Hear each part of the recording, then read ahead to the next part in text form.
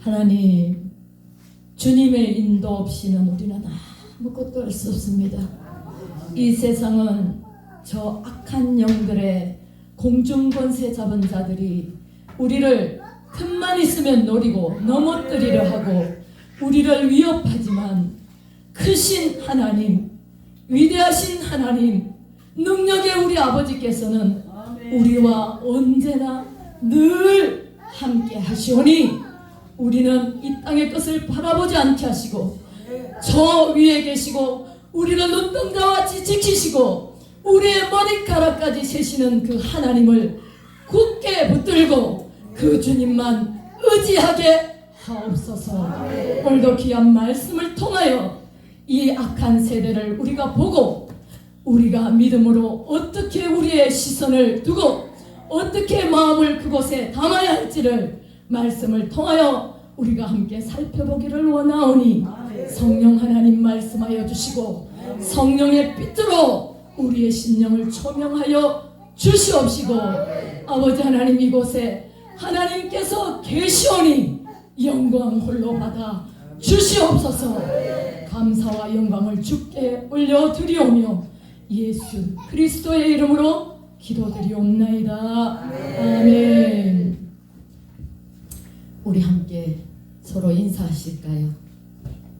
하나님 나라가 오늘 이곳에 임했습니다. 그렇습니다. 하나님의 나라가 오늘 이곳에 임했다면 누가복음 4장 19절로 보면 하나님의 나라는 귀 먼 자가 듣게 되고 눈 먼 자가 보게 되고 병든 자가 치유되는 역사가 일어나는 것입니다. 오늘 우리는 그것을 그냥 귀로 듣지 말고 마음으로 받고 믿음으로 행해야 될 줄로 믿습니다. 하나님이 하시면 됩니다. 사무엘하 15장 1절로 14절 우리는 긴 절을 함께 교독했습니다. 우리 몸에는요 5가지 센서가 있다고 합니다. 먼저 보는 눈이 있어요. 시각이 있습니다. 그리고 듣는 귀가 있죠. 이 귀는 청각입니다. 들려오는 소리를 듣고 또 듣고 우리가 말하게 되죠. 그리고 미각이 있습니다. 미각은 어디에 있냐면 혓바닥에 있어요. 그래서 우리가 여러 가지 음식을 먹을 때 5가지의 맛을 느낀다고 합니다. 짠맛도, 매운맛도, 신맛도, 단맛도, 떫은 맛도 느낀다는 거예요. 그렇습니다. 또 한 가지는 촉각이 있어요. 촉각은 어디냐면 우리 모든 피부에 있다고 합니다. 그래서 더운 것도 느끼게 되고 추운 것도 느끼게 되고 또 통증도 우리 몸이 아프면 느끼게 되죠. 그렇습니다. 요즘 현대의학으로는 내부 감각이 하나 더 있다고 말한다고 합니다. 장기 속에 움직이는 그 기능들을 말하겠지요. 제목을 하나님의 시선에 내 마음을 담다고 제가 고심고심하다가 제 나름대로 이렇게 지어봤습니다. 왜냐하면 하나님의 시선에 내 마음을 담다라고 하는 것은 특히 우리가 제일 먼저 제가 말씀드린 시각, 눈이잖아요. 이 시각은 어떤 상황이 하나도 바뀐 게 없어도 시각, 우리 보는 눈만 바뀌면 우리는 시선, 우리 눈이 가는 곳을 바꿀 수가 있다는 거예요. 그리고 우리의 시선은 무엇이냐면 우리가 눈이 움직이는 방향을 따라가는 것이 시선이고, 또 어떤 상황 가운데서 관심을 기울이고 그 시선을 통해서 우리가 집중하기도 하고 우리가 그것에서 주의 깊게 본다는 것입니다. 그래서 혹자는 이 상황이 하나도 바뀌지 않아도 우리 시각이 바뀌면 시선이 바뀌고, 시선이 바뀌면 우리가 모든 환경이 달라질 수 있다고 말합니다. 그렇습니다. 이 본문에 보면 압살롬의 반역으로 인해서 이와 같은 사건을 다루고 있습니다. 압살롬은 누굽니까? 다윗의 셋째 아들입니다. 헤브론에 그가 왕으로 있을 때에, 왕으로 있기 전부터 그 7년 동안의 왕자에 있을 때 7 아내가 있습니다. 근데 6 아들이 지금 사무엘하 3장에 보면 나오거든요. 그래서 첫째 아들은 암논이에요. 그리고 두 번째, 세 번째 아들이 압살롬인데, 그 다 형제들이 6 형제가 있지만 다 엄마가 달라요. 그래서 배가 다른 형제라고 말하죠. 근데 오늘 이 압살롬이 아버지 다윗을 반역하여 아버지의 왕권을 뺏으려고 하는 상황이 되었습니다. 제가 할 수만 있다면 다윗은 이 사무엘하 1장부터 시작해서 많은 장을 다루고 있는 것이 특히 다윗의 내용이에요. 그래서 다른 장을, 물론 우리는 어느 것을 보든 우리가 보는 시선이라는 게 있어요. 그래서 창세기부터 계시록까지 우리가 우리의 시선을 따라 우리의 믿음이 결정되고, 또 우리가 얻을 것을 얻을 수도 있고 또 그 얻은 것을 잃어버릴 수도 있는 것이지요.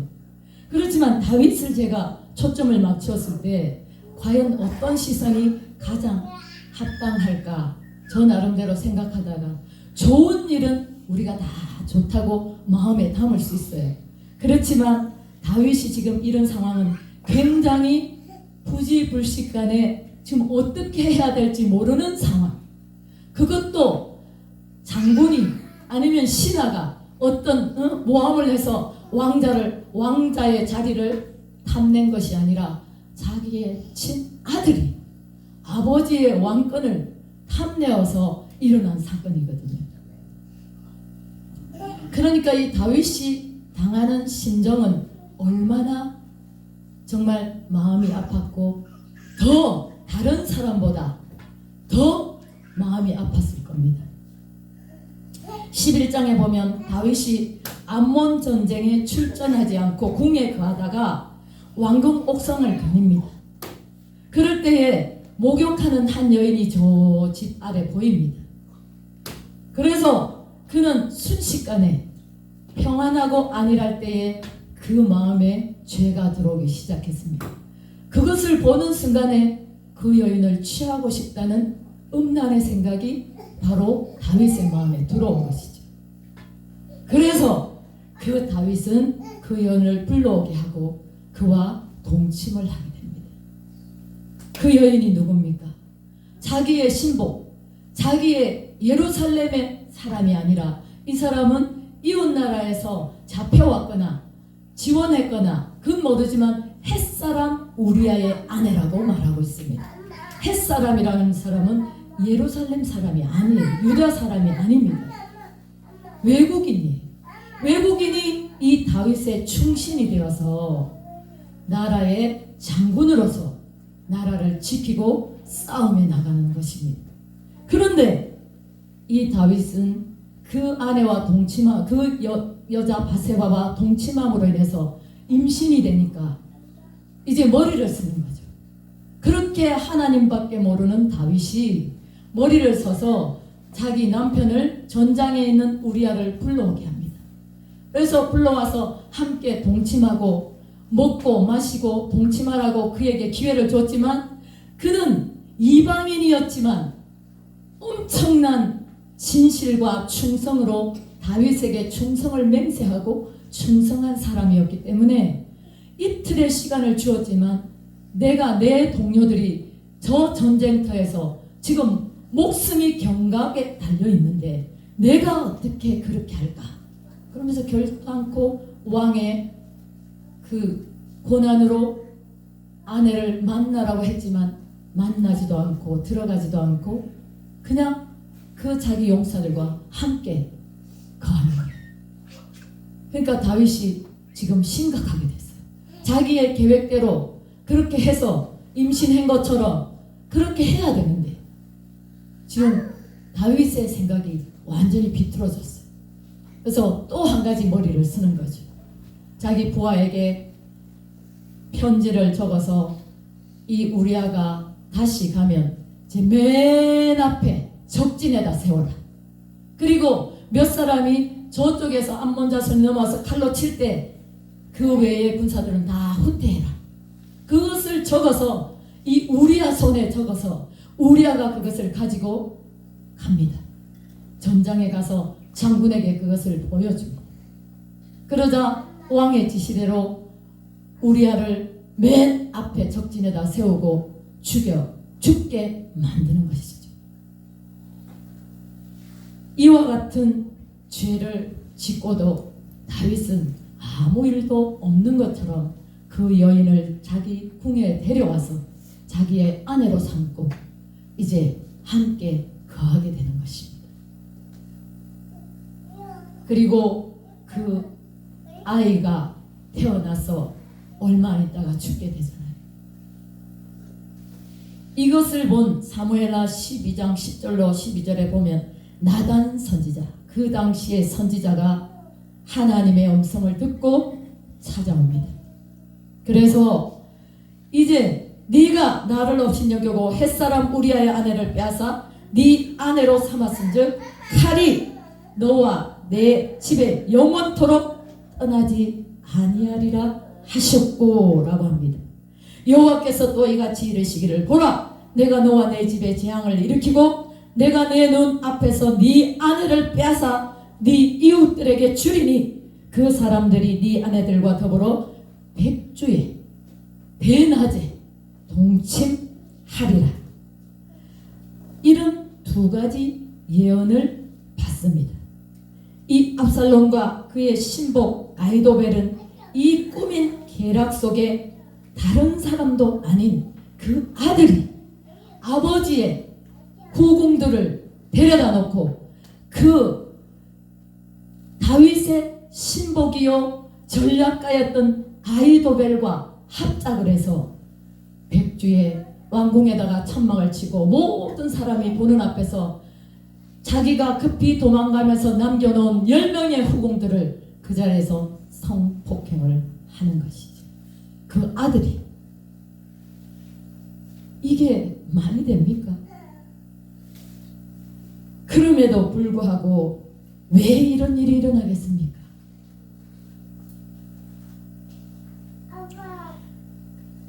압살롬은 그의 누이 다말을 또 의복형인 맨 큰아들 암논에게, 암논이 그 여러 아들 중에 딸이 유일하게 한 명이에요. 한 명인 그 다말이 다 말하는 것이 아니고 다말이 이제 그 암논의 계속 그 자기 동생을 사랑하고 연모하는 마음이 너무 지나쳐서 병적으로 이르게 됩니다. 그래서 그 밑에 자기 사촌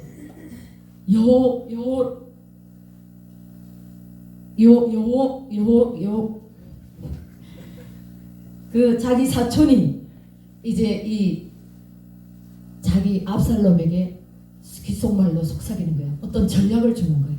저 여인을 데려다가 네가 아픈 척하고 있다가 그 여인이 자기 아버지께 왕께 말해가지고 내가 너무 아픈데 그냥 밥도 못 먹겠고 몸이 너무 아프다.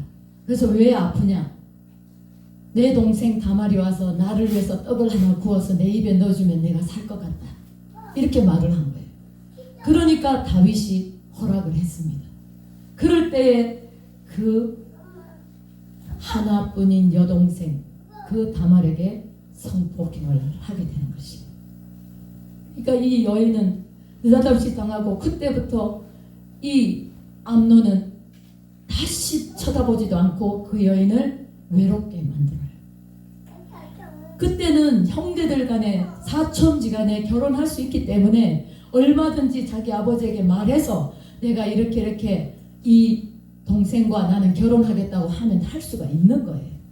그럼에도 불구하고 아버지 다윗이 범죄한 이 죄악을 통해서 이 가문이 살인과 또한 음란과 또한 간음이 판을 치는 거예요. 결국 그렇게 하나님을 사랑하고 하나님의 뜻대로 살려고 하던 그 다윗이 모든 것이 이루어지고 모든 것이 넉넉해질 때에 그는 세상으로 시각을 돌림으로 말미암아 그는 그 가정에 하나님께서 주신 복이 엄청난데도 불구하고 이렇게 칼이 그 가문을 떠나지 않았다고 말하고 있습니다. 다윗은 과거에 사울을 피해서 13년이란 생활 동안 광야를 이곳으로 저곳으로 굴로 산으로 바위 속으로 도망하며 피해 다녔습니다.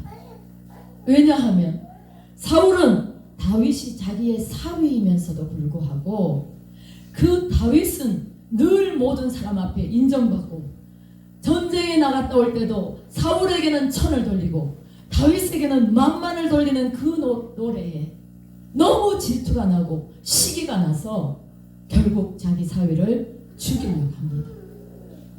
이 다윗은 아무 힘도 없고 능도 없지만 오직 하나님을 의지하는 그런 사람이었습니다.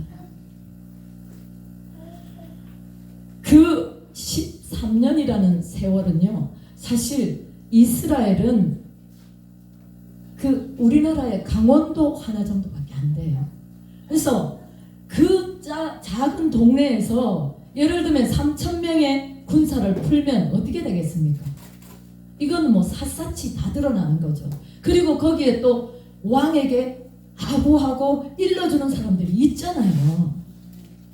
수없는 사람 일러주는 게 이쪽으로 도망가면 이쪽에 왔다, 저쪽으로 도망가면 저쪽에 왔다고 말해주는 사람이 있어요. 그럼에도 불구하고 그가 하나님을 끝까지 신뢰하고 하나님을 믿고 하나님만 의지할 때는 하나님께서 그 이잡듯이 뒤지는 그 상황 가운데도 그 다윗을 하나님이 눈동자와 같이 지켜주셨다는 거예요. 그러면서 그 생활이 1년도 아니요 10년도 아니고 13년 동안 광야를 헤매고 다녔습니다. 그럼에도 불구하고 하나님은 그를 지켜주셨어요. 그뿐만 아니라 오히려 사울을 2번이나 죽일 수 있는 기회를 그는 받았지만 그를 하나님이 택한 하나님의 귀한 왕으로 인정하고 그에게 칼을 대지 않았습니다. 그렇게 두렵고 떨리는 마음으로 하나님을 사랑하고 하나님의 말씀대로 살려고 했던 그 사람이 바로 다윗이 아닙니까? 그런데 이제 이 가정이 죄악이 가득하니까 죄가 그 가문에 들어감으로 말미암아 죄가 이제 어떻게 역사하는지 우리가 알아야 될 것입니다. 죄의 뿌리 깊은 영향력은 신명기 20장 5절에 보면 그것들에게 절하지 말며 그것들을 섬기지 말라. 나 내 하나님 여호와는 질투하는 하나님인즉 나를 미워하는 자의 죄를 갚되 아버지로부터 아들에게 3, 4대까지 이르게 하거니와. 여러분 3, 4대까지 나의 후손까지 이 죄라는 것이 무섭다는 거예요. 또한 축복도 1000대까지 가는 거예요. 그래서 오늘 우리는 하나님 말씀 안에서 정말 두렵고 떨리는 마음으로 살아야 될 줄 믿습니다. 두 번째, 이 죄는 파괴적인 성격이 굉장히 강합니다.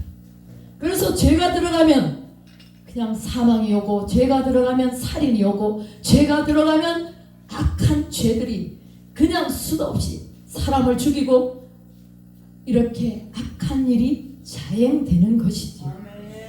회개했다고 할지라도 그 죄를 지은 사람에게는 하나님의 용서가 있을 뿐만 아니라 또한 그 범죄에 대한 보응도 받게 되는 것입니다.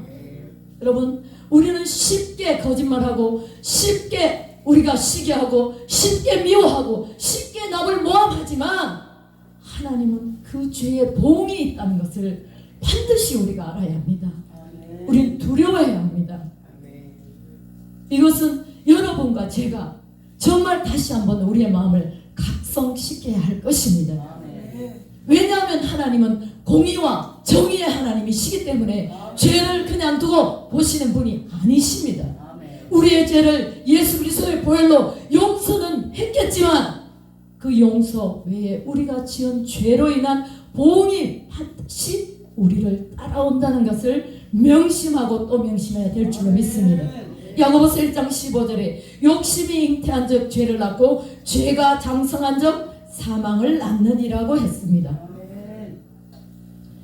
그리고 또 죄는 각각의 범죄는 마침내 하나님 앞에서 각자가 또한 책임을 져야 되는 그러한 책임이 있다는 것이에요. 범죄는 영원히 죽게 됩니다. 오늘 죄를 지었다고 해서 내가 오늘 아무 일도 일어나지 않고 내게 어떤 불이익이 없다고 할지라도 하나님은 반드시 그것을 죄를 그냥 간과하시지 않는다는 것입니다. 에스겔서 18장 4절에 보면 모든 영혼이 다 내게 속한지라 아버지의 영혼이 내게 속함같이 그의 아들의 영혼도 내게 속하였나니 범죄하는 영혼은 죽으리라. 영혼이 죽어버리면 우리는 하나님 만나지 못해요. 이 땅에 80살 자고 우리는 눈 가리고 아웅하겠습니까? 영원한 저 세계 불에 타서 죽지도 않고 죽으려 해도 죽을 수 없는 그 지옥과 우리를 금멸류관 씌워줄 천국이 우리 앞에 있다는 것입니다. 과거의 다윗은 어떤 사람이었습니까? 사무엘상 17장 47절에 보면 골리앗 앞에서 얼마나 당당했습니까? 그에게 죄가 없을 때는 그 키가 크고 키가 3m 정도 되고 배틀 같은 창을 들고 방패를 들고 그냥 한 손으로 무엇인지 할 수 있는 그 위력의 힘을 가진 그 골리앗이 전혀 무섭지 않았다는 것입니다. 오늘 죄가 들어옴으로 이와 같이 비참하여 우리가 빨리 도망가자 이런 말을 하는 거예요. 저들이 우리를 칠까? 왕궁을 다 치겠다. 빨리 도망가자. 하나님 앞에 엎드려 회개하고 통회하고 자복하고 기도하는 것이 아니라 죄가 들어오고 하나님 앞에서 자기의 갈 바를 믿음으로 정하지 못하니까 그냥 두려움이 그 다윗을 엄습한 거예요. 하나님은 분명히 약속하셨어요. 다윗에게 왕권을 영원히 주겠고 다윗은 내 마음에 합한 자라고 하나님이 그를 얼마나 사랑하셨습니까? 본문 15장 13절에 보니까 전령이 다윗에게 와서 말하되 이스라엘의 인심이 다 압살롬에게 돌아갔다. 다윗이 예루살렘에 함께 있는 그의 모든 신하들에게 일어나 도망가자. 이때 우리가 도망부터 가야 합니까? 하나님을 사랑한 다윗이라면 하나님 앞에 엎드려 살려달라고 해야 되지 않겠습니까? 우리 역시도 그럴 수 있습니다. 저기에서 우리를 죽이려고 아들이지만 적으로 변해서 모든 사람을 함께 모아서 그 자기 편에 세워서 달려온다고 하면 우리도 겁이 날 것입니다. 그러나 우리가 분명히 저와 여러분이 알아야 될 것은 하나님은 우리를 보고 계시고 하나님은 우리와 함께 하신다는 것입니다. 여러분과 제가 극한 상황에 있습니까? 기도하십시오. 하나님은 우리의 편이십니다. 우리의 아픔도 알고 질고도 하시고 고통도 하시고 하나님 앞에 내 모든 것들을 내려놓고 죽으면 죽으리라 하는 에스더와 같은 믿음으로 하나님 앞에 맞다 서십시오. 이 땅에 죽는 것이 두렵습니까? 우린 두려워하지 않아야 됩니다. 목사는 목을 내놓았다고 하지 않습니까? 근데 어떻게 우리가 두려워해야 됩니까? 우리가 하나님께로부터 받는 담대함으로 인해서 앞으로 어떤 상황이 우리를 위협한다 할지라도 내가 주를 위해 죽겠노라. 죽고자 하는 자는 살 것이라고 했습니다. 아멘. 민심이 압살롬에게 향했다는 말을 듣자 두려움을 느끼면서 도망하는 다윗을 우리 자신으로 비추어 보게 됩니다. 다윗을 보좌하여 정사를 결정하던 핵심적인 인물 아히도벨이 자기 아들 압살롬과 쿵짝쿵짝이 맞아가지고 아멘. 아멘. 이렇게 하니 얼마나 기가 막히겠습니까마는, 그러나 그는 그 숲을 가운데서 13년 동안 피해 다니면서도 하나님이 그를 눈동자같이 지켜주셨다는 것을 순식간에 까마득히 잊어버린 것이. 다윗과 이스라엘 백성들은 하나님을 의지하기보다는 인간의 생각 그쪽으로 그의 시선을 육신으로 돌림으로 말미암아 얼마나 그의 인생을 비참하게 만드는 결과를 가져오게 되었습니다.